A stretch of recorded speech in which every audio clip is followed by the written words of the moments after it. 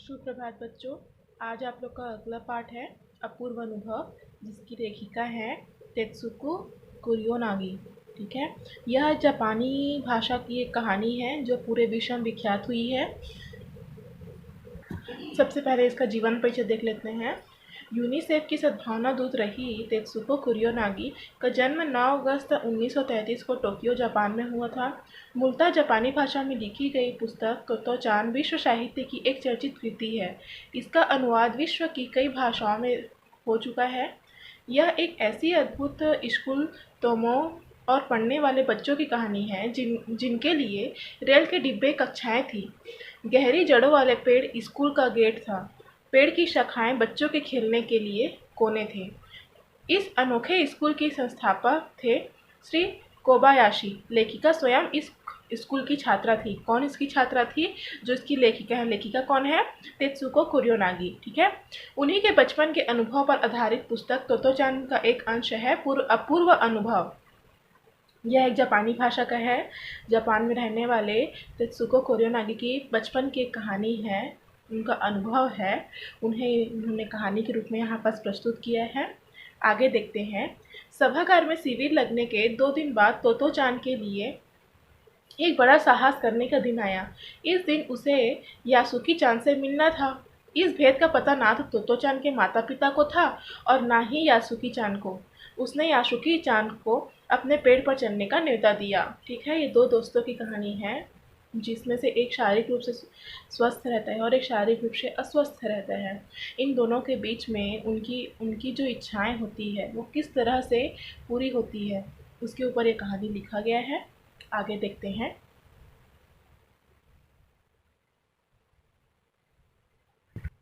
आगे की कहानी है। तोमेई की शिक्षा व्यवस्था बड़ी विशेषतापूर्ण थी। वहाँ के क्या है, प्रत्येक बच्चों का बाग में एक अलग अलग क्या था, उनका पेड़ था। मतलब एक निजी पेड़ था, उनका खुद का स्वयं का पेड़ था। ठीक है, वहाँ के सभी बच्चे अपने अपने पेड़ की व्यवस्था देखते हुए अपने उस एक निजी पेड़ की पूर्ण सुरक्षा करते थे, उसकी देखभाल करते थे। एक बड़ा सा पेड़ था, उनमें से एक पेड़ तोतो-चान का था, जो मैदान के बाहर में, जहाँ से कोहोन बुत्सुसु के लिए सड़क जाती थी। उस पेड़ पर चढ़ने पर बार बार चढ़ने वाले के पैर फिसल जाते थे। यदि कोई अच्छा पेड़ पर चढ़ने वाला कोई हो और वह 6 फुट तक यदि चढ़ जावे तो उस पेड़ की द्विशाखा तक पहुंचा जा सकता था। जो दूसरी शाखा है, अगर अच्छा चढ़ने वाला अगर कोई मिलता तो क्या दूसरी शाखा तक को भी पहुंचा जा सकता था। यह जगह एक झूले की तरह आरामदेह थी। इस आनंदमय विश्राम स्थल तक हर कोई पहुंच सकता था। द्विशाखा के मध्य बैठने और लेटने तक का पर्याप्त स्थान था। तोतो-चान अपना अधिकतम समय यहीं पर बिताती थी, क्योंकि यह बड़ा सुखद अनुभव वाला स्थान था। इसमें लेखिका आगे क्या कहती हैं, देखो। बच्चे अपने अपने क्या करते थे, बच्चे अपने अपने पेड़ को निजी संपत्ति मानते थे। ठीक है, तोमे है, वो एक गांव है वहाँ का, उस इलाका का नाम है। तो उस तोमोए का प्रत्येक बच्चा अपने अपने पेड़ को कहकर स्वयं की संपत्ति मानता था। प्रत्येक बच्चे को पेड़ से लगाव था एवं पूरी तन्मयता के साथ बच्चे अपने पेड़ की क्या करते थे, सुरक्षा करते थे। यदि किसी को अन्य दूसरे के पेड़ में चढ़ना होता था तो प्रत्येक बच्चा आपस में पूरी सभ्यता के साथ, पूरी शिष्टाचार के साथ, अनुशासित तरीके से क्या करता था, अनुमति देता था कि क्या मैं आपके पेड़ पर चढ़ सकता हूँ। वहीं पर यासुकी-चान को क्या था, पोलियो था, जो शारीरिक रूप से क्या था, सक्षम नहीं था किसी पेड़ में चढ़ने के लिए। ठीक है, इसलिए वह ना तो किसी पेड़ पर चढ़ पाता था और ना किसी पेड़ को क्या करता, अपना पेड़ मानता था। तो फिर क्या किया, एक दिन तोतो-चान ने क्या किया, यासुकी-चान को अपने पेड़ पर चढ़ने के लिए क्या किया, आमंत्रित किया। पर यह बात उन्होंने किसी से नहीं कही। अगर किसी को बताते तो क्या होता, डांट पड़ती है ना, उसकी अनुमति उन्हें नहीं मिल पाती। आगे देखते हैं। देखो आगे फिर क्या है कि जब अब तोतो-चान ने यासुकी-चान को तो आमंत्रित कर दिया है ना। अब देखो, अब घर से निकलते हुए तोतो-चान ने अपनी माँ को क्या कहा, यासुकी-चान के घर में डेनेन चोकू जा रही है, क्योंकि वो झूठ बोल रही थी, है ना, कोई जा नहीं रहा था। इसलिए उसने माँ की आंखों में झाँका, बल्कि अपनी आंखों पे अपना वो जूते का जो लेस होता है उसे बांधते हुए क्या कर रही थी, वो बस उसमें कॉन्सेंट्रेट थी। फिर जो उनका कुत्ता था रॉकी, उनके पीछे पीछे क्या हुआ, स्टेशन तक आया। तो जाने से पहले उसे सच बताए बिना तोतो चान से रहा नहीं गया। तो तोतो चान ने क्या किया, अपने जो कुत्ते हैं रॉकी, उसे क्या किया, वो सब सच सच बता दिया। फिर उसने रॉकी को क्या बोला कि मैं यासुकी चान को अपने पेड़ पर चढ़ने के लिए आमंत्रित किया हूँ, उसे चढ़ाने वाला हूँ, ठीक है। आगे क्या हुई, स्कूल पहुंची तो उसके पास क्या था, मतलब रेल से जो रेल गई वहां से हवा बस उड़ा। यासुकी चान उस मैदान की क्या कहते हैं क्यारियों के पास मिला, उस बगीचे के पास मिली। गर्मी की छुट्टियों के कारण सब सुना सुना पड़ा था, स्कूल पूरा मैदान सब सुना पड़ा हुआ था। यासुकी चान उसे मात्र 1 वर्ष ही बड़ा था, लेकिन तोतो चान को वह अपने से बहुत बड़ा लगता था, ठीक है। जैसे कि यासुकी चान ने तोतो चान को देखा, फिर क्या की, यासुकी चान क्या हुआ कि घसीटती हुई क्या हुआ, उसकी ओर बढ़ने लगी। उसके हाथ अपनी चाल को स्थिर करने के लिए दोनों ओर फैले हुए थे। और तोतो चान क्या थी, बहुत उत्तेजित थी, बहुत एक्साइटेड थी कि कब यासुकी चान आए, और उसको मैं अपने पेड़ पर चढ़ा पाऊँ। वे दोनों आज कुछ ऐसे जो करने वाले थे जिनका भेद किसी को भी पता न था। वह इतने ज़्यादा खुशी के मारे हंसने लग रहे थे, यासुकी चान भी हंसने लगी। फिर तोतो चान ने यासुकी चान को अपने पेड़ की ओर ले गए, और उसके बाद वह तुरंत चौकीदार के छप्पर की ओर भागी, जैसे उसने रात को ही तय कर लिया हो कि वहाँ से वह एक सीढ़ी घसीटती हुई लाएगी। उसे तने के सहारे ऐसा लगाया उसे तने के सहारे ऐसे लगाया जिससे वह क्या है, द्विशाखा तक पहुँच जाए। वह फुर्ती से ऊपर चढ़ी और सीढ़ी के किनारे को पकड़ लिया। तब उसने पुकारा, ठीक है, अब ऊपर चढ़ने की कोशिश करो।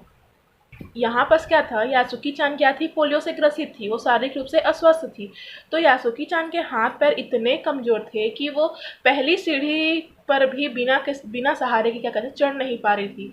इस पर तोतो चान नीचे उतर आई और यासुकी चान को पीछे से पीछे से धकेलने लगी। कौन, यासुकी चान को कौन, तोतो चान ने। पर तोतो चान थी छोटी और नाजुक सी, इससे अधिक सहायता क्या करती। यासुकी चान ने अपना पैर सीढ़ी पर से हटा लिया और हताशा से सिर झुकाकर खड़ी हो गई। उसको निराशा हुई कि मैं इस पेड़ पर नहीं चढ़ पाऊंगी। फिर क्या हुआ, तोतो चान को पहली बार लगा कि काम उतना आसान नहीं है जितना कि वो लोग क्या करते सोच रहे थे कि यासुकी चान को पेड़ पर चढ़ाना जितना आसान सोच रहे थे उतना आसान वह नहीं है। अब वो सोचने लगे कि क्या करें। फिर आगे देखो क्या बोलते हैं, यासुकी चान उसके पेड़ पर चढ़े, यह उसकी हार्दिक इच्छा थी, है ना।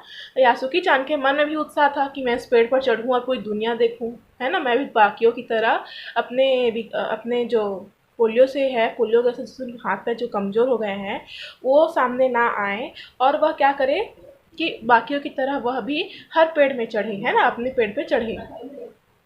उसका लटका चेहरा इतना उदास था कि तोतो चान को उसे हंसाने के लिए गाल फुलाकर तरह तरह के चेहरे बनाने पड़े। ठहरो, फिर देखो क्या होता है, ठहरो, एक बात सोची है। वह फिर चौकीदार के छप्पर की ओर दौड़ी और हर एक चीज उलट पुलट कर देखने लगी। आखिर उसे एक तिपाही सीढ़ी मिली जिसे थामे रहना भी जरूरी नहीं था।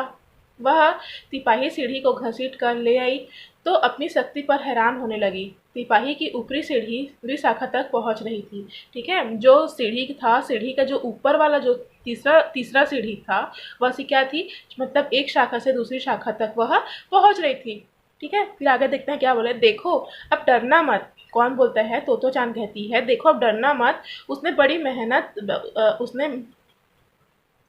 उसने बहुत बड़ी मेहनत से उसको लाई है। उसने बड़ी बहन की सी आवाज़ में कहा, यह डगमगाएगी नहीं। यासुकी चान ने घबरा कर तिपाही सीढ़ी की तरफ देखा। तब उसने पसीने के तरबदर तोतो चान को देखा। यासुकी चान को भी काफ़ी पसीना आ रहा था। उसने पेड़ की ओर देखा और तब निश्चय के साथ पाँव उठाकर पहली सीढ़ी पर रखा। फिर देखो आगे लेखिका क्या कहती है कि उन दोनों को क्या था, बिल्कुल भी पता नहीं था कि यासुकी चान को पेड़ पर ऊपर चढ़ने में कितना समय लगा है। सूर्य की गर्मी उन पर कितनी पड़ रही थी। दोनों का ध्यान यासुकी चान के ऊपर चढ़ने पे लगा है। तो चान नीचे से उसका एक पैर सीढ़ी पर रखने के लिए क्या करती मदद कर रही थी।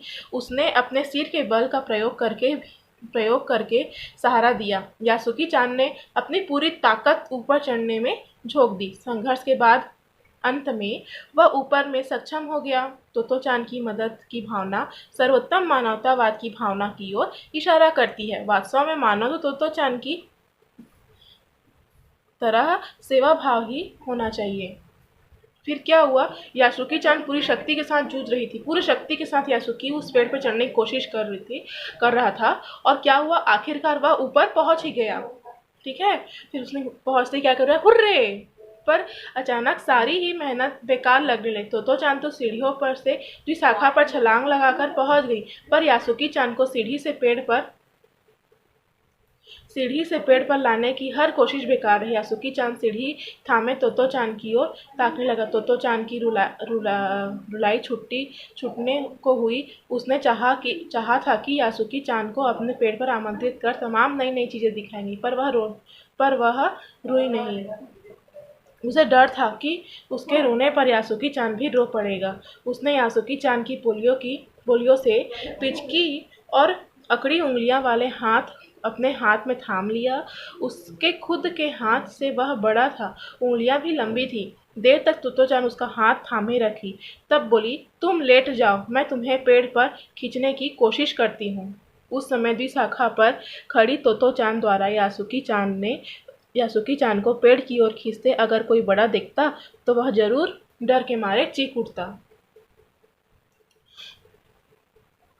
क्योंकि यासुकी चान पर पेड़ पर चढ़ने का जोखिम भरा कार्य किया जा रहा था। तोतो चान द्वारा यासुकी को पेड़ पर ऊपर खींचा जा रहा था। यहाँ यासुकी चान को तोतो चान पर पूरा भरोसा और आत्मविश्वास था। अपने छोटे छोटे हाथों से वह यासुकी चान को पूरी ताकत से अपनी ओर खींचने लगी। जब व्यक्ति एक दूसरे की सहायता करने के लिए तैयार होते हैं, तब प्रकृति भी क्या करते हैं, हमारा साथ देती है। बादल का एक बड़ा टुकड़ा अपना आंचल फैलाए छाया कर रहा था। प्रकृति भी उसी समय अपना आशीर्वाद छाया के रूप में प्रदान कर रही थी।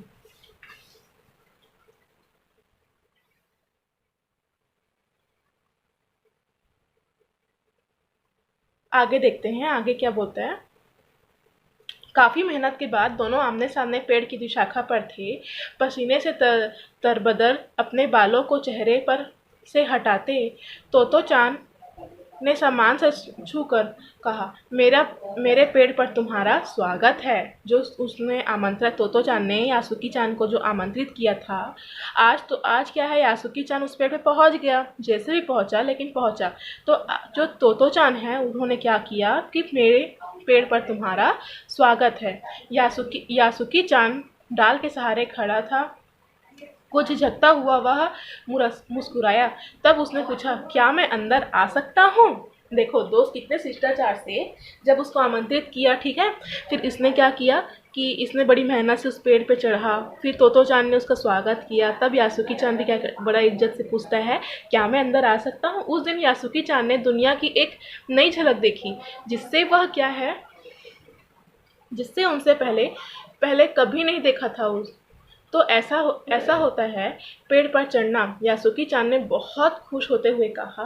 वे बड़ी देर तक पेड़ पर बैठे बैठे इधर उधर की गप्पे लड़ाते रहे। मेरी बहन, देखो आगे क्या बोलती है, देखो लेखिका क्या बोलती है। मेरी बहन अमेरिका में है। उसे ज्ञात हुआ कि वहाँ एक देखने के लिए विशेष डब्बा वाला डब्बे वाली आकृति की चीज़ें होती है, जिसे टेलीविज़न कहते हैं। उन्होंने बताया कि उस पर हम घर बैठे दुनिया के समाचार और खबर देख सकते हैं। हमारे जापान में भी जब यह विशेष डब्बा आ जाएगा तो हम भी घर बैठे सब कुछ देख पाएंगे। ठीक है, देखो यहाँ पर जो यासुकी चान है वो क्या कहती है कि मेरी बहन जो है अमेरिका में है। ठीक है, वो वहाँ वो टेलीविज़न टाइप का एक नाम का है, जिससे वो क्या कहते हर चीज़ देख पाते हैं।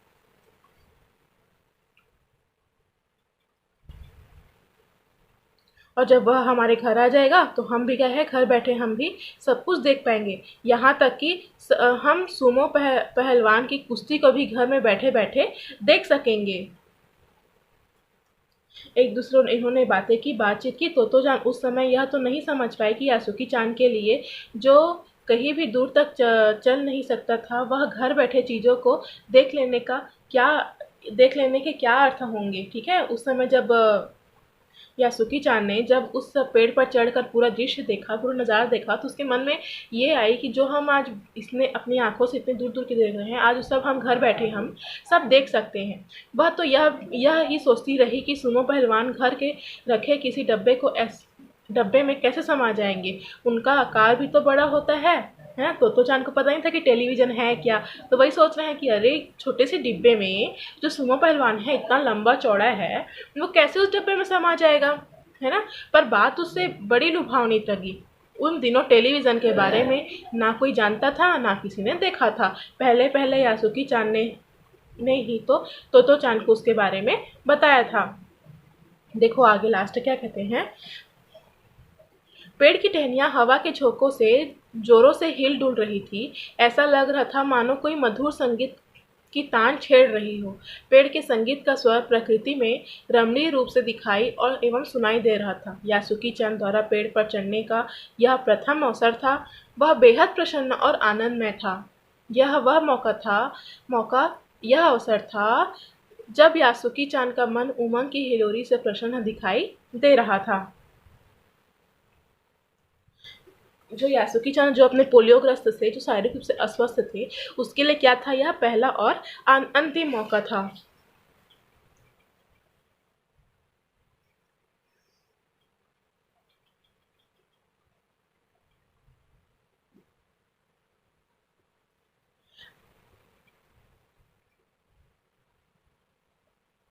अगर हम हमारे भारत में देखें तो प्राचीन काल से ही गुरुकुल के समय से पेड़ों के नीचे पढ़ाई करने एवं रहने का वर्णन मिलता है ना। बोलते थे पहले गुरुकुल में हम लोगों के पास बैठने की व्यवस्था नहीं थी, हमारे ऊपर ऐसे छत नहीं थी जैसे आज आप लोग बैठे हैं। तो उस समय क्या था कि पेड़ पौधों के नीचे पढ़ाई करने का क्या था, मतलब रिवाज चलता था। रिवाज नहीं बोलना चाहिए, उस समय मतलब प्राचीन से गुरुकुल में सिर्फ उनके वजह से अच्छी उनको वातावरण मिलेगा करके उनको क्या करते थे, पेड़ के नीचे बैठने का मौका मिलता था। रविन्द्रनाथ टैगोर द्वारा स्थापित शांति निकेतन में भी पेड़ों का सुंदर चित्रण और वर्णन मिलता है।